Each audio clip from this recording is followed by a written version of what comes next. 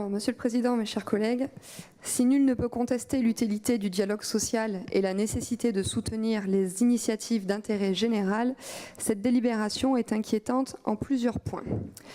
Tout d'abord, il convient de relever l'incohérence suivante. 8% de travailleurs français sont syndiqués et leurs cotisations ne couvrent que de 3 à 4% de leur budget. Est-il normal que depuis le 1er janvier 2015, grâce à un arrangement avec votre gouvernement, une contribution obligatoire de 0,016% du salaire brut soit prélevée directement sur la fiche de paye de chaque travailleur pour être reversée au syndicat?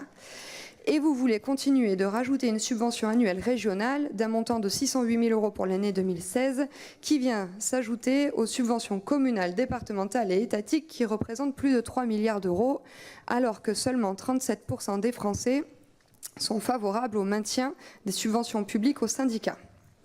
D'autre part, cette manne financière colossale, bien qu'elle provienne de nos impôts, reste honteusement opaque et bafoue en ce sens la démocratie. En effet, cette délibération ne parle pas du tout de transparence ni de contrôle. J'attire votre attention sur le fait que Nicolas Perruchot, député centriste, a présidé la commission d'enquête sur le financement des organisations syndicales en 2011. Malheureusement, ce rapport n'a pas été adopté, notamment en raison du vote contre des élus socialistes.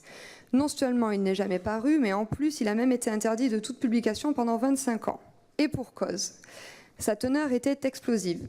Elle dénonçait l'opacité des financements et leur complexité et mettait à jour un système occulte de détournement d'argent public ou privé au bénéfice des syndicats, citons entre autres les décharges horaires ou les détachements des délégués syndicaux à plein temps qui échappent pour l'heure à tout contrôle ou presque et qui ne cessent de défrayer la chronique.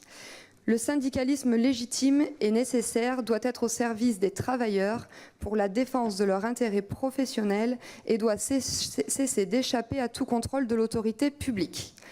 Compte tenu de la volonté socialiste du refus de transparence, le rapport d'argent entre syndicats et politiques traduit une collusion politique évidente, loin des oppositions de façade orchestrées pour le sketch médiatique.